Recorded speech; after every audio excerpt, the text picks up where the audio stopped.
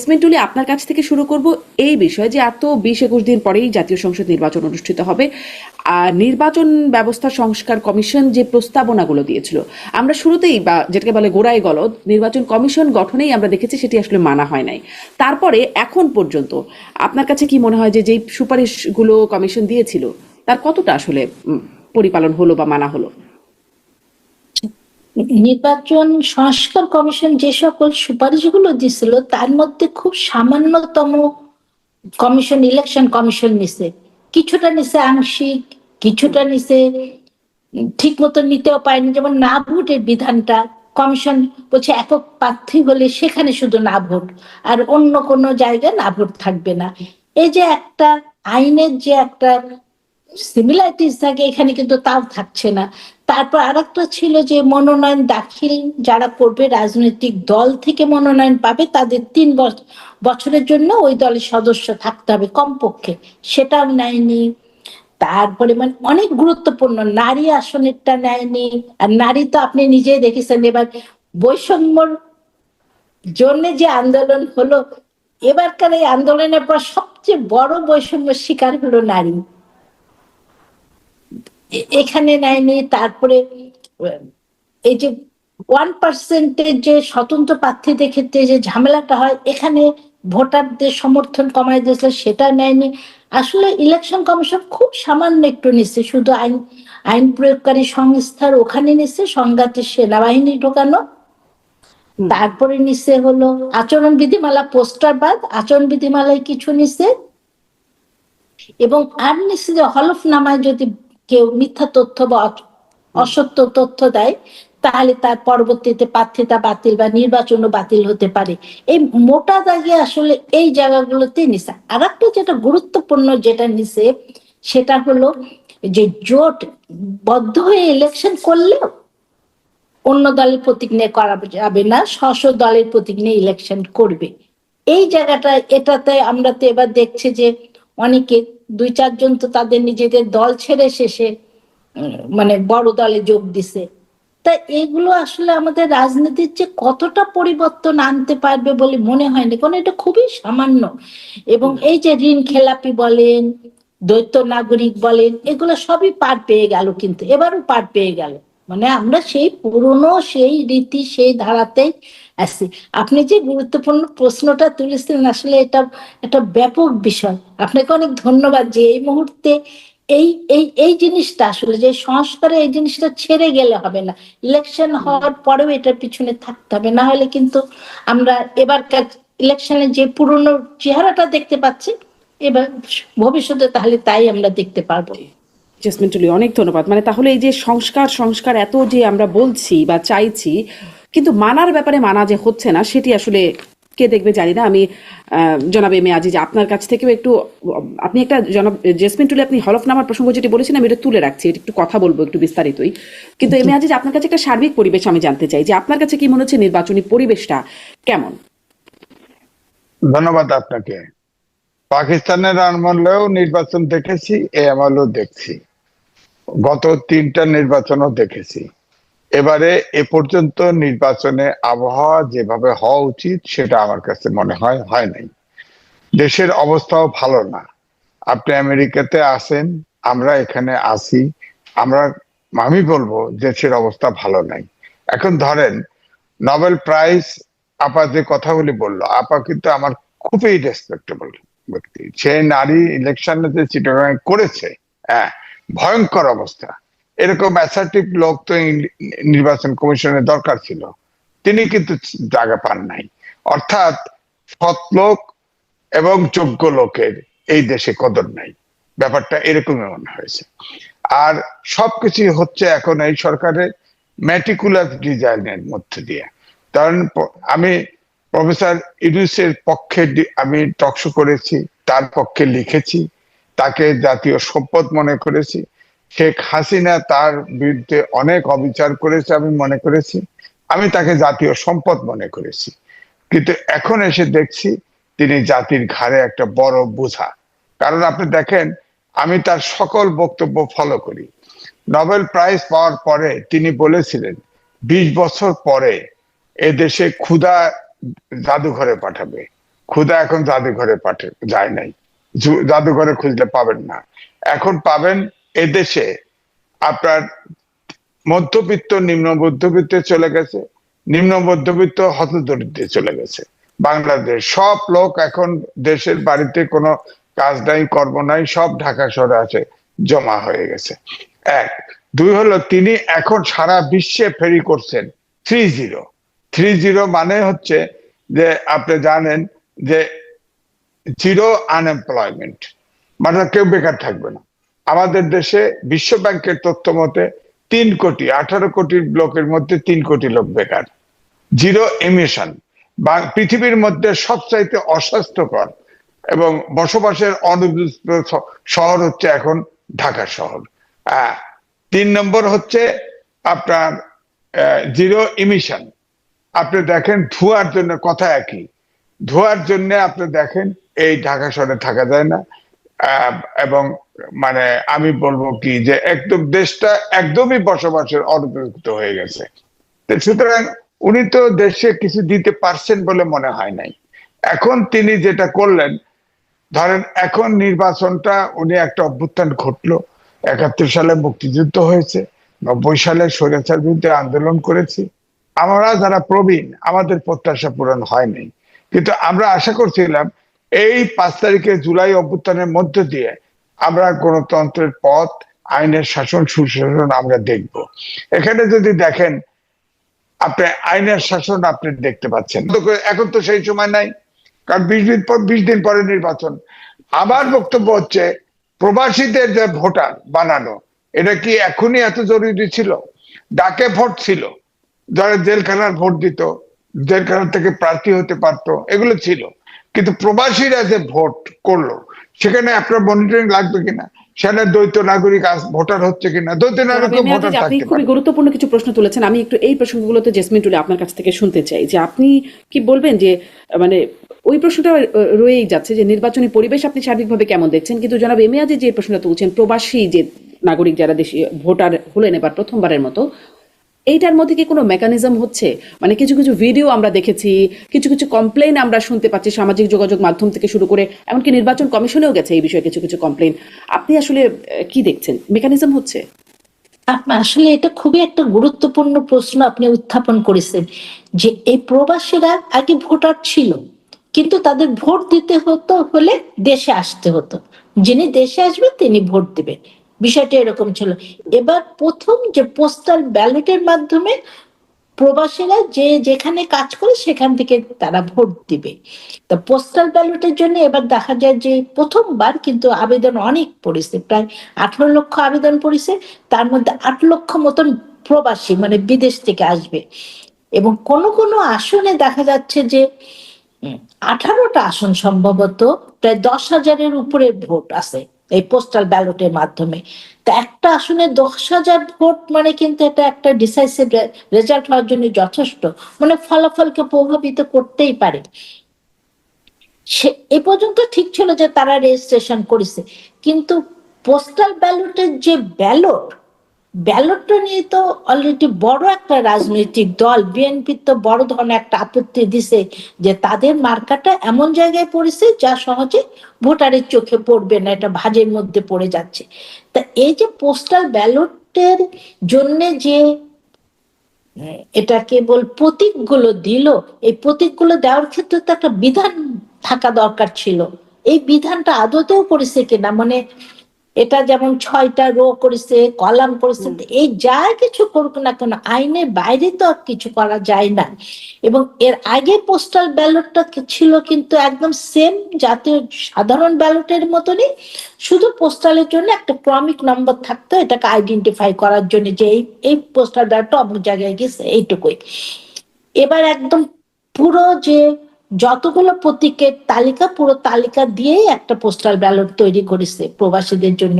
কিন্তু পোস্ট করলে যখন দেখা যাচ্ছে একই ঠিকানায় অনেক অধিক সংখ্যক পোস্টাল ব্যালট একজন ব্যক্তির হাতে পড়েছে, হয়তো আমি এটাকে অসৎ উদ্দেশ্য বলবো না, কিন্তু এটা তো একটা বড় ধরনের ফল্টি একটা ইলেকট্রাল সিস্টেমে। আর আপনি জানেন ইলেকশন ব্যাপারটা এরকম যে সবাই প্রশ্ন তুলবেই, এর চ্যুতি বিচ্যুতি কেউ এটাকে মেনে নেয় না।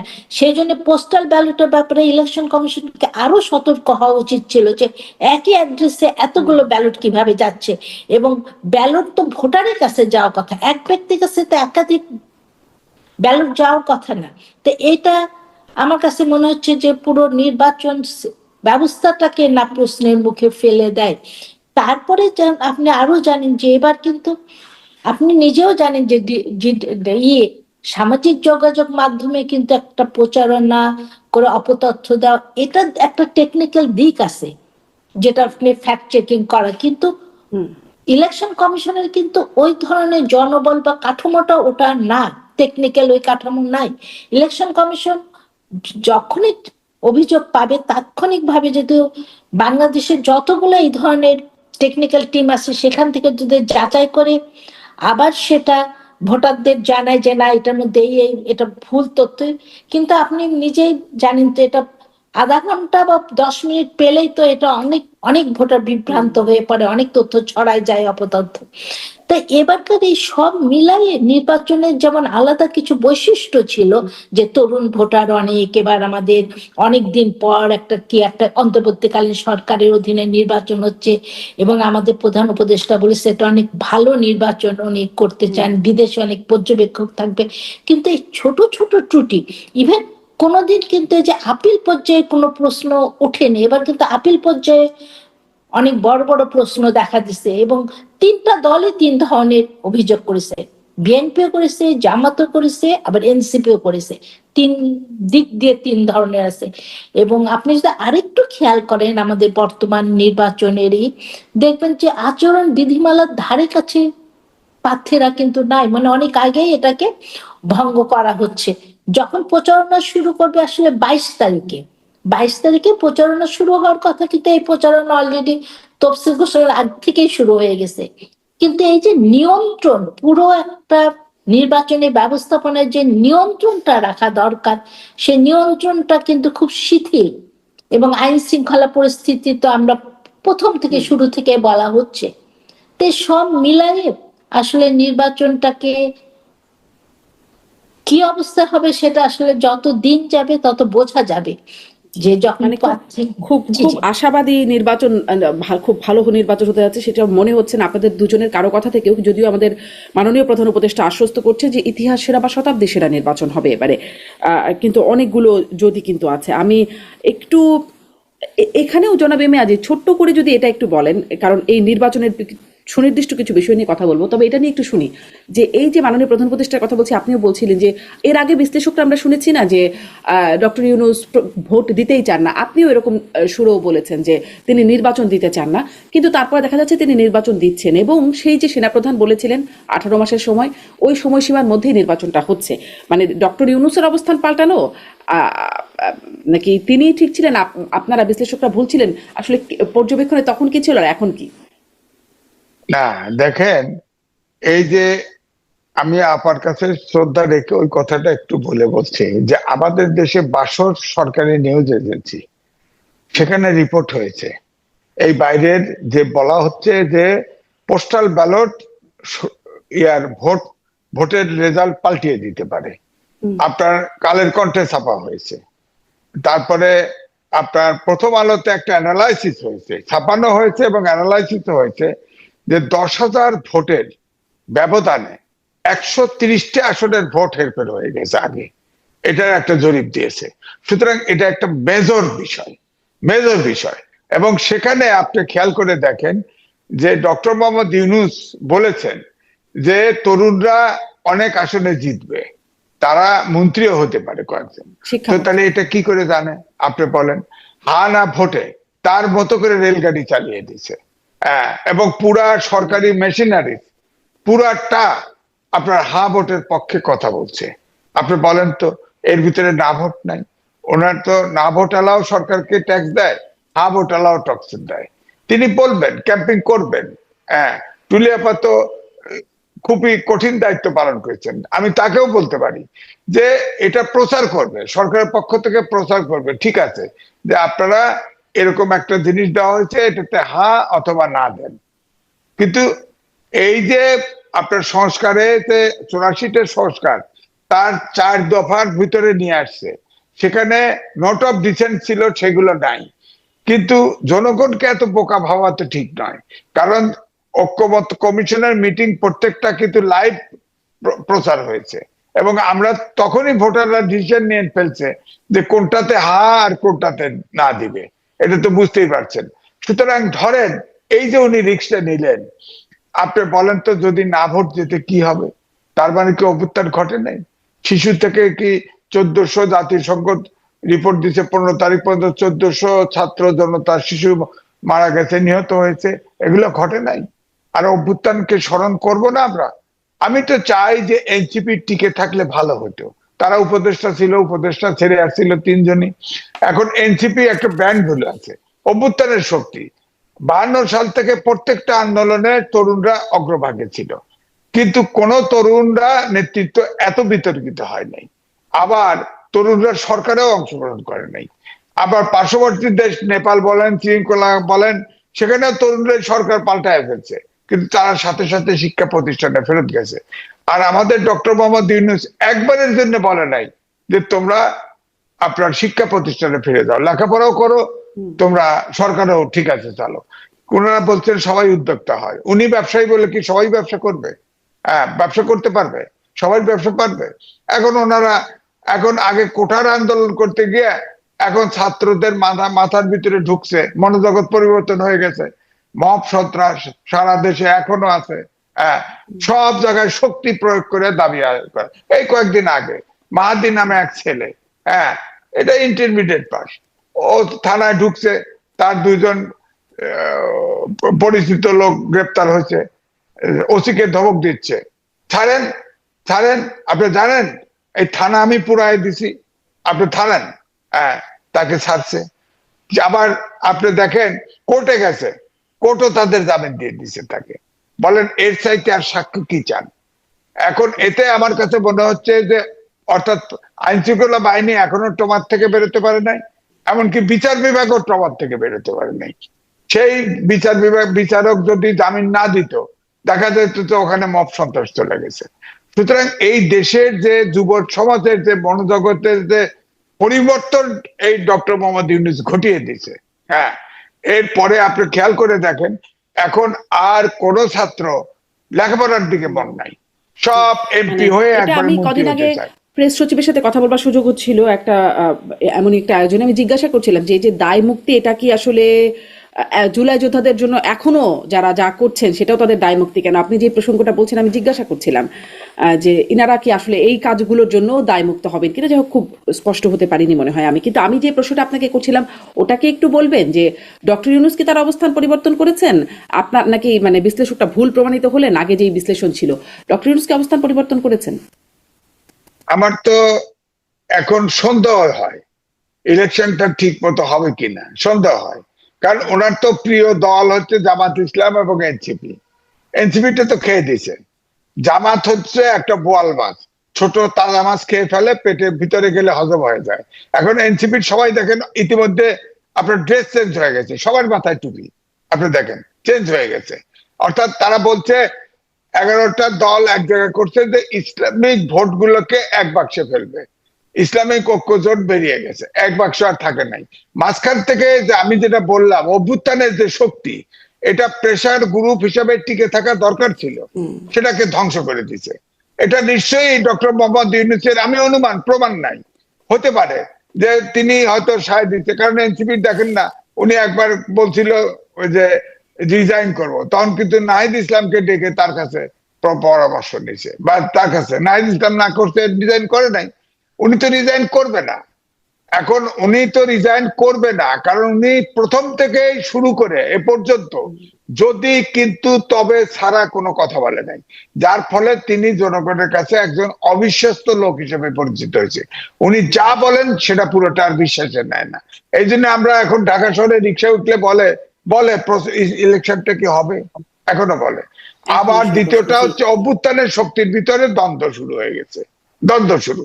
তবে ইসলামিক আন্দোলন বাংলাদেশ বেরিয়ে যাওয়ার পরে, হ্যাঁ, আপনার ধরেন ইসলামিক ভোট তো ভাগ হয়ে গেছে। ইসলামিক আন্দোলন তো শেখ হাসিনার সময় নির্বাচনে অংশগ্রহণ করেছিল, সেখানে একটা মিনিমাম একটা সেন্টারে 5,000 উপরে 25,000 পর্যন্ত ভোট পেয়েছে। এই ভোটটা তো বেরিয়ে গেছে। আর 3টা ইসলামিক দল আছে বিএনপির জোটের সাথে, আর এখন আর 10টা, প্রধানত একটা দল জামাত ইসলাম, আর বাকিগুলোর ভোট তেমন নাই। এটা মিলে আছে 10টা দল একদিকে, অর্থাৎ 3 ভাগে বিভক্ত হয়ে গেছে। এই মুহূর্তে আমার ব্যক্তিগত ওপিনিয়ন হচ্ছে, নিশ্চিত ভাবেই বলা যায় সিট কম হোক আর বেশি হোক, বিএনপি আগে যেমন সম্ভাবনা ছিল, কি হয় এবারে আমার তো মনে হয় যে এবারে বিএনপি সরকার গঠন করবে, জি, হয়তো অনেক কম আর ধন্যবাদ বেশি। জনাব এম এ আজিজ, অনেক ধন্যবাদ। আমি অনেকগুলো প্রসঙ্গ, আসলে আপনি গণভোটের প্রসঙ্গে আসলেন, জোটের প্রসঙ্গে আসলেন, এর আগে আর একটা প্রসঙ্গ হলফনামা, সেগুলো সবই রয়ে যাচ্ছে। একটু একটা একটা করে জনাব জেসমিন টুলি আপনার কাছে আসি। গণভোট এটার বিষয়ে যে সরকার, যেটি জনাব এম এ আজিজ বলছিলেন যে হ্যাঁ হ্যাঁ পক্ষে তো একদম প্রকাশ্যেই প্রচারণা করছে, সবগুলো সরকারের শিক্ষা প্রতিষ্ঠান থেকে শুরু করে সাংস্কৃতিক প্রতিষ্ঠান যেগুলো আছে, সাংস্কৃতিক প্রতিষ্ঠান, ব্যাংকগুলো, তারা সবাই আসলে গণভোটের পক্ষে প্রচারণা করছে। মাননীয় প্রধান উপদেষ্টাও বলে দিয়েছেন যে গণভোটের পক্ষে হ্যাঁতে ভোট দিতে। আপনি আসলে এই প্রচারণাটাকে কিভাবে দেখছেন? সার্বিক আমি আরেকটা প্রশ্ন করি, ধরেন আচ্ছা, পুরো সরকার মেশিনারিজ নেমে গেছে হ্যাঁ ভোটের পক্ষে, ওনারা তো, আমার বক্তব্য হলো ওনার নিরপেক্ষ ভূমিকায় থাকা উচিত ছিল। এই সরকারি তো এসপি আছে, ডিসি আছে, ইউএনও আছে, তারা তো নির্বাচনে এক রিটার্নিং অফিসার থাকবে, তারা তো আইন শৃঙ্খলা বাহিনীতে নিযুক্ত থাকবে। তারা কি করবে? তারা হা ভোটে ক্যাম্পিং করবে? তাহলে তো নির্বাচনে নিরপেক্ষ হবে না। তার মানে কি হাই ভোট সিল মেরে পাশ করাই দিবে? এটা তো প্রশ্ন থেকেই যাবে এই নির্বাচন। অর্থাৎ তারপরে আমার বক্তব্য হলো, তুলে পাওয়া অত্যন্ত বিজ্ঞ, আমি তারপরেও বলছি এই সরকার সাংবিধানিক সরকার, সংবিধানের 106 অনুচ্ছেদ অনুযায়ী ওত নিয়েছে। এই সরকার সংবিধান সমুন্নত রাখার জন্য ওত নিয়েছে। এই সরকার তো সংবিধানে যে জিনিস নাই, সংবিধানের সাথে সাংঘর্ষিক, সেটা তো সংস্কার করার ম্যান্ডেটই নাই এই সরকারের। তিনি এখন একটা আদেশ দিয়ে, প্রেসিডেন্টের আদেশ দিয়ে, আপনার এই 3 দফার মধ্যে 84টা 3-4 দফার মধ্যে দিয়ে হা না ভোটে আদেশের উপরে হা না দিবে।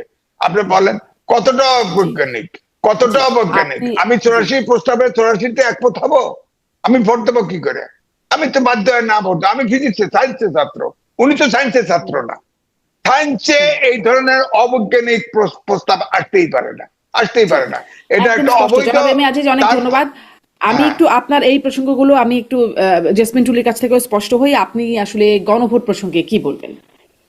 আসলে গণভোটটা প্রথম শুরু থেকে এই সরকারের একটা মানে এজেন্ডা ছিল, সে তারা তাদের মতন করে এই গণভোটের সংস্কারে সবকিছু করেছিল।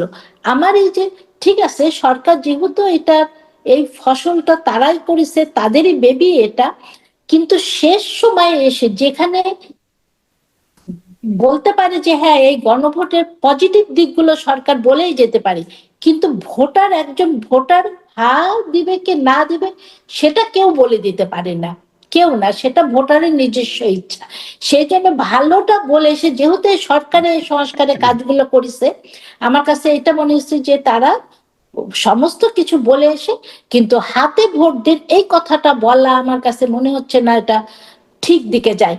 কারণ কিন্তু এর আগেও তো সরকার আমাদের গণভোটের ইতিহাস আছে জেসমিন টুলি, এর আগেও তো আমাদের গণভোটের ইতিহাস আছে। তখন আপনাদের মানে কি বলে, তখন কি আসলে হ্যাঁ পক্ষে প্রচারণা হয়েছে নাকি কি, মানে তখনের প্রচারণাটা কেমন ছিল? আচ্ছা, যেটা ছিল সবসময় এর আগে ছিল 91 তো একটা সাংবিধানিক আদেশ দ্বারাই এই গণভোট করেছে, তার আগে 85 এবং 77। কিন্তু সমস্ত মেশিনারিজ নাড়ে, এবার কিন্তু একটু দৃষ্টিভঙ্গি কিন্তু অন্যরকম। কারণ এবার কিন্তু শুধু যে গণভোট হচ্ছে না, সাথে এবার জাতীয় সংসদ হচ্ছে এবং সরকার সরাসরি ভোটারদের হা বাক্সে ভোট দিন, হা দিক দিন, এই কথাটা আসলে ভোটারদের বলা যায় কিনা আমার প্রশ্ন ওই জায়গাটা। এটা তো নিতান্ত ভোটারের চয়েস, আমি হা দিব কি না দিব সেটা আমার চয়েস, কিন্তু কেউ তো আমাকে ভোটারকে বলে দিতে পারে না। সে তার পক্ষে বলতে পারে যে হ্যাঁ আমি এই করছে, এটা করছে, যদি ভালো মনে হয় এটা এটা হলে ভালো হবে। আমি আমি এইভাবে জিনিসটাকে ব্যাখ্যা করি। কিন্তু সরকার যে গণভোটের প্রচারণাই করবে না এটাও আমি আবার তা মনে করি না, যেহেতু এই এই জিনিসটা, এই ফসলটা তাদেরই, এটা তারাই করেছে এবং পলিটিক্যাল পার্টি কিন্তু এই দায়িত্বটা নেয়নি। যদি পলিটিক্যাল পার্টিগুলো দায়িত্বগুলো নিত যে তারা না প্রচারণা হচ্ছে সরকার তাহলে এতটা না করলেও চলতো, কিন্তু আমাদের পলিটিক্যাল পার্টিরা কিন্তু ঠিক এই সংস্কারের পক্ষে ওইভাবে মাঠে নামিনি।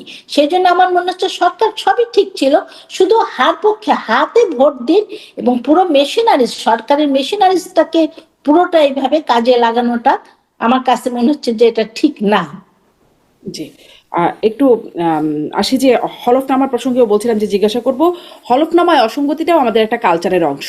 এবারেও সেটা দেখা যাচ্ছে, অসঙ্গতির বিষয়টা একটা প্রতিবেদন, মানে বেশ কয়েকটা বিষয় আলোচনা হয়েছে। আলোচিত নেতা সার্জিস আলম তারটাও আসছে আলোচনায়, যে তিনি এই 25-26 বছরের আয়কর রিটার্ন যিনি জমা দিয়েছেন কর বর্ষে, সেটাতে তিনি দেখেছেন তার আয় 28,05,000, এটি ব্যবসায়ী হিসেবে তিনি এটি আয় করেছেন, কিন্তু হলফনামায় এই ব্যবসায়ী পরিচয়ে তিনি দেখাচ্ছেন যে 9 লাখ টাকা। এই যে গড়মিল বা অসঙ্গতি, এরকম এটি আসলে নতুন বিষয় না, আমি বলছিলাম যে আগেও এরকম নানান অসঙ্গতি ছিল, কিন্তু এই যে হলফ করে মিথ্যা কথা বলানোর এই প্রচলনটা কেন, মানে বলিয়ে লাভটা কি হয়? জেসমিন টুলি। আসলে হলফনামাতে মানে কেউ হলফ করে যখন বলে তখন তাকে সত্যিটা বলা কথা, এবং এই হলফনামা যাচাই করা, কিন্তু এই সম্পত্তির হিসাবটা বিশেষ করে যারা ট্যাক্স পেয়ার, আর প্রত্যেকের প্রার্থী হতে হলে ট্যাক্স দিতেই হয়, সেই ট্যাক্সের রিটার্নের সাথে কিন্তু এটা যদি না মিলে, যদি সাদৃশ্য না থাকে, সেখানে কিন্তু হলফনামার হলফ করে মিথ্যা তথ্য দেওয়া বা তথ্য সত্য তথ্য দেওয়া বা গোপন করার কারণে কিন্তু পুরো মনোনয়ন পত্রটাই বাতিল করার কথা এবং বাতিল হয়ে যাওয়ার কথা।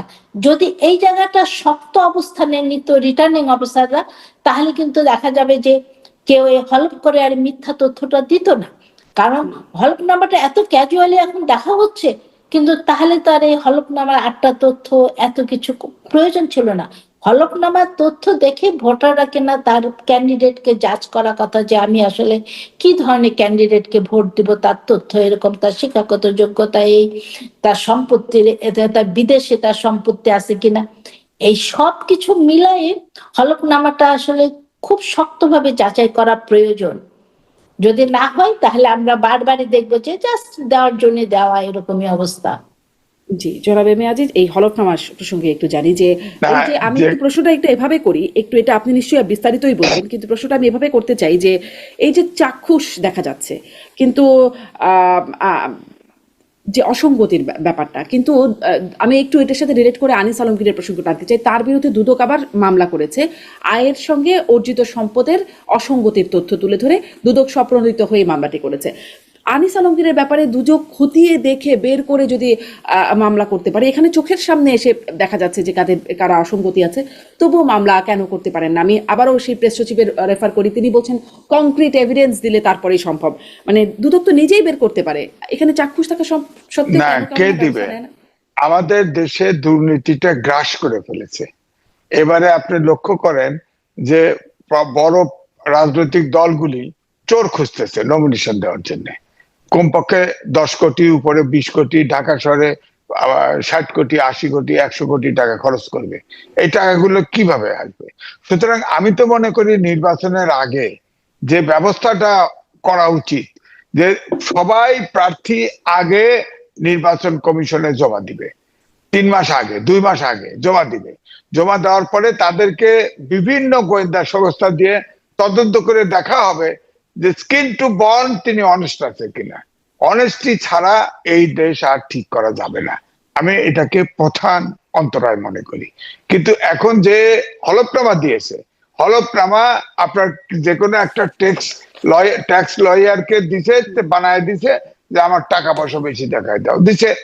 এখনো দেখা গেছে বিএ পাস ছাত্র, সে পরামর্শক হিসেবে তার আয় জোগাড় করছে। বলেন আপনি বিএ পাস পরামর্শক কেমনে হয় বলেন? এটা কেউ বিশ্বাস করে?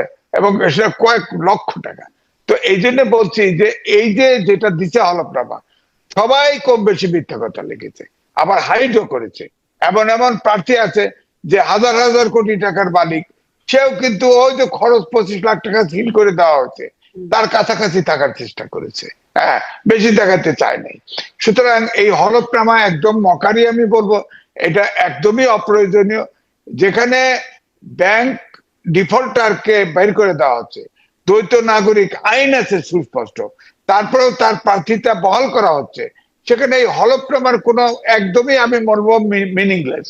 এটাতে আসলে সৎ লোক এটা বাইন্ডিং দেওয়া উচিত ছিল, নমিনেশনের সংস্কারে বলা উচিত ছিল যে আমাদের দেশে যে আপনার দুর্নীতির যে প্রধান সমস্যা, এটাকে আগে চিহ্নিত করে আপনার প্রার্থী কেমন প্রার্থী দিবে এবং সেই প্রার্থীকে পরীক্ষা নিরীক্ষা করে সৎ কিনা এটা যাচাই করার পরে আপনার প্রার্থী। পার্লামেন্টে যদি চোর যায়, বলেন তো দেখি, একটা লোক 20 কোটি টাকা খরচ করে পার্লামেন্ট মেম্বার হলো, হ্যাঁ, সে তো মুদ্রাস্ফীতি সহ 30 কোটি টাকা চুরি করবে। পরবর্তী ইলেকশনের জন্য আবার মুদ্রাস্ফীতি সহ 5 বছর পরে সে 40 কোটি টাকা চুরি করবে। তো তাতে সিস্টেম চোর করে দিচ্ছে, আরো বড় চোর বানায় দিচ্ছে। সুতরাং এই পদ্ধতিতে এই দেশ ঠিক করা সম্ভব হবে না। আমি মনে করি এগুলো সব যত হলফনামা দিচ্ছে অধিকাংশ কি আমি বলবো 99% এটা ভুয়া। এটার সাথে বাস্তবতার কোনো সম্পর্ক নেই। আপনি বলেন বিশেষ করে এনসিপির যারা হলফনামা দিচ্ছে, যারা তা ইনকাম দেখাইছে, হ্যাঁ, এগুলো তো একদমই আপনার একটারও কিন্তু এই আয় এটা হবে না। যেমন আপনি সারজিৎ আহমেদ বললেন, সে তো একসময় বলছে তার বাপ এই ছিল সেই ছিল, তার দাদার এই ছিল সেই ছিল, পরে তো দেখা গেছে যে তার বাপ সাধারণ লোক ছিল। হ্যাঁ, সে টাকা পাবে কোথায় বলেন? সে ব্যবসা দেখাইছে, তার ব্যবসা কিসের? সে তো আন্দোলনই করছে, সারাক্ষণ তো আন্দোলন করছে, তারপরে এনসিপি করছে। তার চাকরি ব্যয় করার সময় কোথায়, ব্যবসা করারই সময় কোথায়? তারা এটাকে যা দিচ্ছে এই টাকা আসলো কোত্থেকে বলেন? কারণ এটাও ইলেকশন কমিশন বাধ্য করছে যে 25 লাখ টাকা দেখাইতেই হবে মিনিমাম, নাহলে সে নির্বাচনের অযোগ্য হবে। তো সবাই কম বেশি এরকমই দেখাইছে। এই হলফনামার সবই ভুয়া। এই জি জি, মানে শুরু আবারও সেই গোড়ায় গলদ, সংসদে যাবার আগেই গলদের উপর দিয়ে ভর করেই আসলে যাচ্ছে। তাহলে আসলে সংস্কার যে শুনে আসলাম, সেই কথাটি আবারও বলতে বাধ্য হচ্ছে যে তাহলে সেই সংস্কারের জায়গাগুলো কোথায় হলো। একটু জেসমিন টুলি ওই জোটের সমীকরণটা নিয়ে কথা বলি। এই প্রসঙ্গটাও এম এ আজিজ তুলছিলেন যে ভোটের আগে জোট, এটাও আমাদের কালচারের একটা অংশ। এবারেও দেখা যাচ্ছে যে অনেক ক্ষেত্রে আদর্শ বর্জন করে হলেও স্বার্থ সিদ্ধিতে নানান রকম জোট তো হচ্ছেই। আমরা শুরু থেকে দেখলাম জামাতের সাথে জামাত ইসলামী আন্দোলন একসাথে চলছে, এক বাক্সে ভোট, কিন্তু শেষের দিকে সে সমীকরণ পাল্টে গেল, সেখানে ইসলামী আন্দোলন বাদ হয়ে গেল, চলে আসলো এনসিপি। এরকম একটা ঘটনা আপনার কাছে আসলে মানে এই ভোটের আগে এই জোটের সমীকরণ এইবার কেমন মনে হচ্ছে? দেখেন, আসলে এই ভোটের এই সমীকরণটা চিন্তা করলে এটা শুধুমাত্র জেতার জন্য ক্যালকুলেশন করা। এই সমীকরণটা খালি কিভাবে জিতে আসা যাবে, মানে আমি দল চলে যাক, দল ছেড়েও যদি আমি জিতে আসতে পারি ব্যক্তি হিসাবে, আমার প্রাপ্তি এটাই। মানে এবার দেখে জানে তাই মনে হলো যে দলের চাইতে ব্যক্তি বড়, দেশ তো অনেক দূরের কথা। সেই জন্য যে জোটবদ্ধ হয়ে যে নিজস্ব দলের প্রতীক নিয়ে যে নির্বাচন করার যে লক্ষ্যে করা হয়েছিল, ঠিক দেখা যাচ্ছে তো লক্ষ্য তো ওটা ধারে কাছে যাচ্ছে না। উপরন্তু মানুষ, বেশ কিছু নেতা দেখা গেছে যে তাদের নিজস্ব দল ছেড়ে বড় দলের প্রতীক নিয়েছে।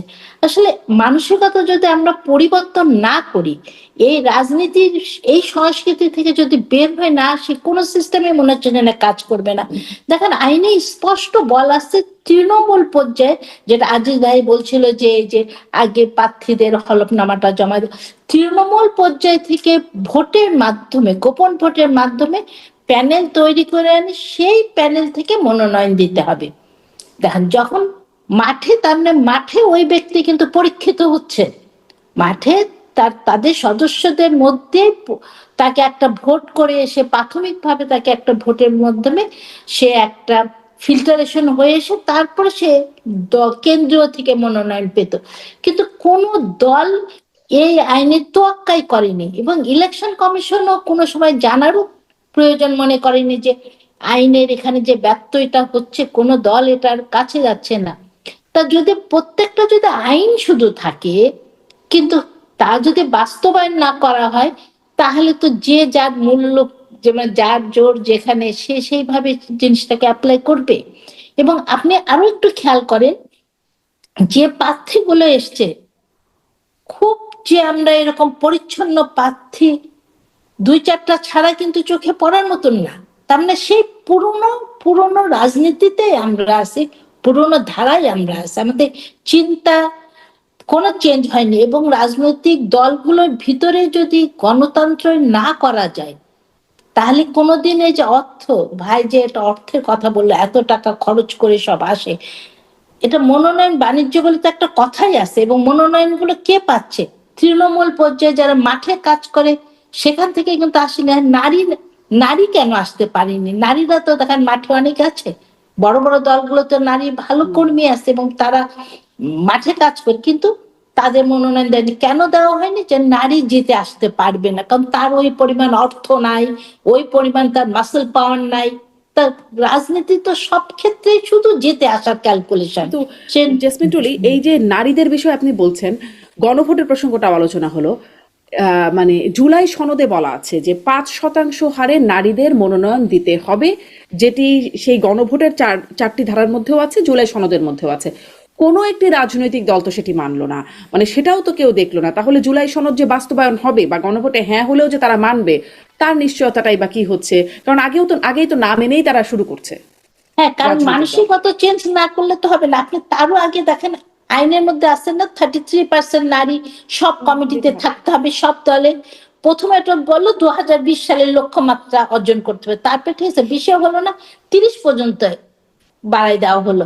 আপনি দেখেন কোন একটা বাস্তবায়ন হয়? এটা হয় না। তার মানে আপনার আমাদের দেশে আইন থাকলেই যে সেটা বাস্তব প্রয়োগ থাকবে এবং সে অনুযায়ী তার কোন, কারণ আমাদের সিস্টেম গুলো এত লুজ। আপনি দেখেন আইনের মধ্যে বারবার বলছে যে কেউ ঋণ খেলাপি হলে সে অযোগ্য, এবং বড় বড় যেসব শর্তগুলো আছে যদি সেগুলো মানা হতো তাহলে কিন্তু আমরা আসলে সৎ প্রার্থী পেতাম। আপনি নারীদের কথা আবার ধরেন, বারবারই আসছে যদিও নারীদের, এবার আসলে খুব খারাপ লাগছে যে এত কম। আমরা 50 বছর পূর্বেও কিন্তু এত কম নারী দেখিনি, এবার যতটা দেখছি।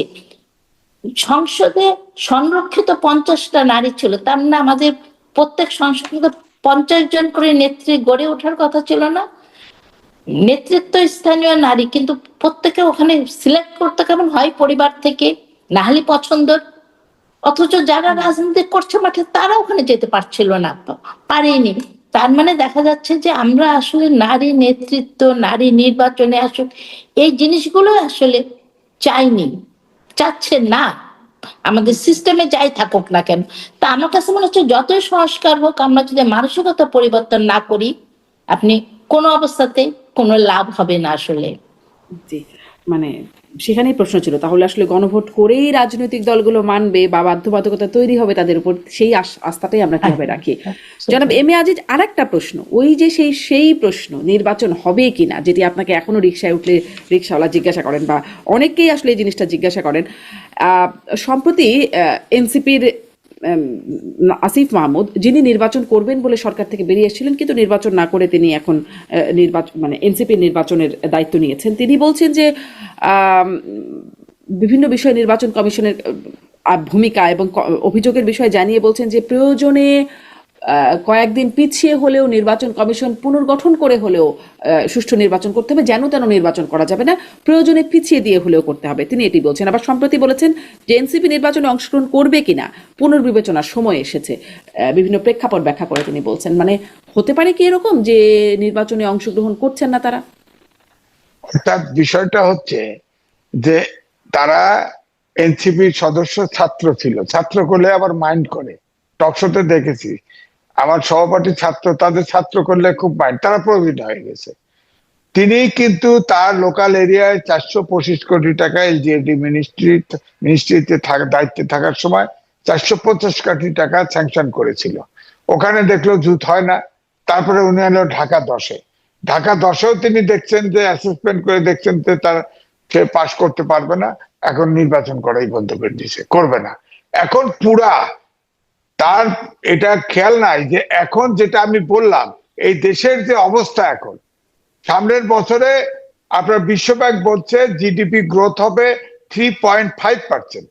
এটা যদি সত্য হয় তো দেশে দুর্ভিক্ষ হবে। এই সরকার তো চালাতে পারছে না। এনসিপি এবং জামাতের সাথে যা বলে, যৌথভাবে যা শোনে সরকার তাই শোনে। যদি নির্বাচন পিছিয়ে দেয় তাহলে তো ইউনুসকে বেইজ্জতি হয়ে দেশ থেকে বিদায় নিতে হবে। এটা তো সম্ভব না। এখন যে অবস্থা, এই দেশ তো চলছে না। সব আমি বললাম না আগে, সব ঢাকার গ্রাম দেশে কোনো কাজ নেই, 80% লোক ঢাকা শহরের বাইরে থাকে। হ্যাঁ, সব ঢাকা শহরে এসে ঢুকে পড়তেছে, সব ব্যাটারি চালিত ঢাকা শহর অচল করে দিচ্ছে, এই সরকার অচল করে দিচ্ছে সব ঢাকা শহর। অর্থনৈতিক অবস্থা খারাপ, আমি বললাম বেকারত্ব বেড়ে গেছে, মধ্যবিত্ত নিম্ন মধ্যবিত্ত চলে গেছে, নিম্ন মধ্য নিম্ন মধ্যবিত্ত হতদরিদ্রে চলে গেছে।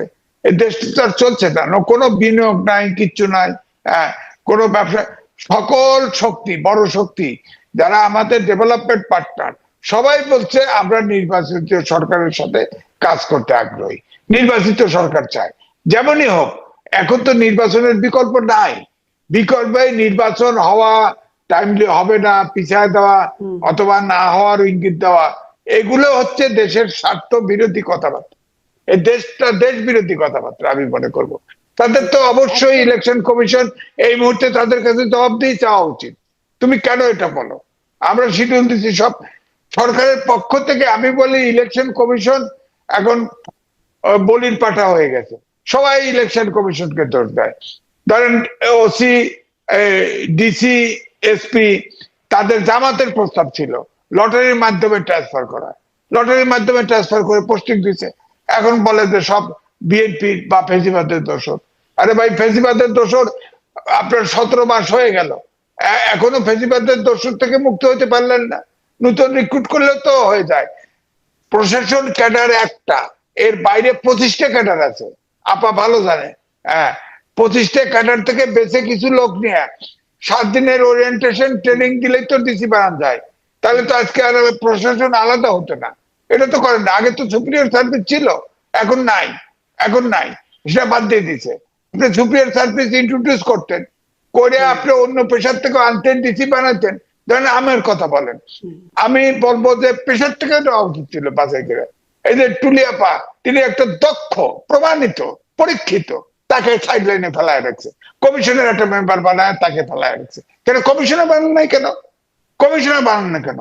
আর ইলেকশন তো হবে। আপনাকে একটা প্রশ্ন করি, বিমান বিমান বিমান এয়ারলাইন্সে বোর্ডে 3টে উপদেষ্টাকে ঢোকানো হয়েছে, জানেন কিনা আপনি?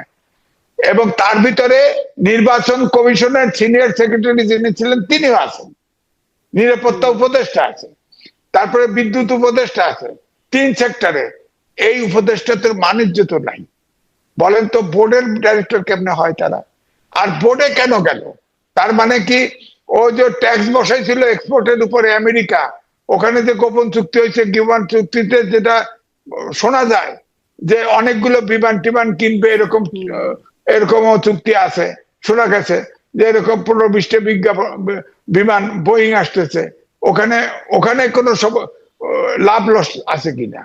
আমি তো বলবো যে একজন উপদেষ্টা, নিরাপত্তা উপদেষ্টা, বলেন তো, তাকে বিভিন্ন দেশে ট্রাবল শুটার হিসেবে পাঠায়, এ পর্যন্ত কি কাজটা করছে বলেন আপনি? কি কাজটা করছে? ইলেকশন কমিশনের সিনিয়র সেক্রেটারি, যাই হোক, ইলেকশনটা সামনে আর মাত্র 20 দিন আছে, এখন আপনি সেক্রেটারিকে ট্রান্সফার করে বোর্ডে দিলেন কিভাবে? বিদ্যুৎ উপদেষ্টা, আমরা এখনো বিদ্যুতে এলপি গ্যাস থেকে শুরু করে সব গ্যাসের অবস্থা খারাপ, আপনি তাকে সরায় দিচ্ছেন ওই দায়িত্বে। এটা উদ্দেশ্যটা কি? আপনার কি ইলেকশন করার দরকার নাই?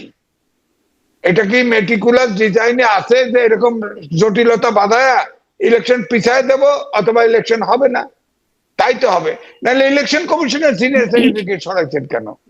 তা আমি নাগরিক হিসাবে আমি যদি এই সন্দেহটা করি, এটা কি অমূলক হবে? এখন বলেন 20 দিন সামনে নির্বাচন, নির্বাচনী ব্যবস্থা গোছায় উঠতে পারতেছে না, সব জায়গায় সমস্যা, অস্ত্র উদ্ধার নাই, বিনিয়োগ নাই, দেশ চলছে না, দেশের সব হাহাকার, অথচ আপনি ইলেকশনের সেক্রেটারি। আপনাকে অনেক ধন্যবাদ। অনেকগুলো অনিয়ম, অনাস্থা, শঙ্কার কথা বললেন, একদম শেষ মানে করে ফেলতে হবে। তারপরেও জেসমিন টুলি, আপনি কি আসলে এমন কোনো শঙ্কা এখনো এসে দেখেন যে নির্বাচন মানে নাও হতে পারে? একটা রিটও কিন্তু আছে যে অবৈধ অস্ত্র উদ্ধারের আগে নির্বাচন আয়োজন করা যাবে, মানে না করার জন্য একটা রিট করা আছে আদালতে, সেটাও আছে পেন্ডিং। আসলে দেখেন, ইলেকশনের বিকল্প কিন্তু আমাদের হাতে কিছুই নেই। মানে ইলেকশনটা আমাদের করতেই হবে যে কোনো ভাবে। মানে ইলেকশন অবশ্যই সুষ্ঠু করতে হবে, তার মানে এটা না যে যে যার মতন করবে, কিন্তু ইলেকশন হবে না আজকে প্রতীক বরাদ্দ হয়ে গেছে। হ্যাঁ, আমাদের অতীতে ইতিহাস আছে, যদিও যে ইলেকশনে 10-11 দিন আগে ইলেকশন কবজা করেছে বা ইলেকশন বন্ধ হয়ে গেছে, কিন্তু আমার কাছে মনে হচ্ছে না যে এই ইলেকশন হবে না, ইলেকশন হবে।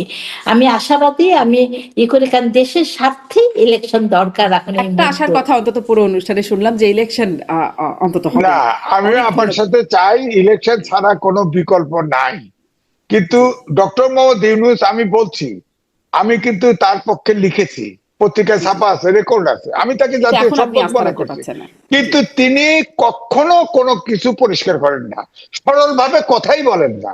বলেন তাই বোর্ডে বিএমআর বোর্ডে যে সেক্রেটারিকে ট্রান্সফার করছে, তাহলে ওখানে জসমিন টুলিক ওনাকে নিয়ে বসায় দিত ইলেকশন কমিশনে, তো বসায় নাই। জি।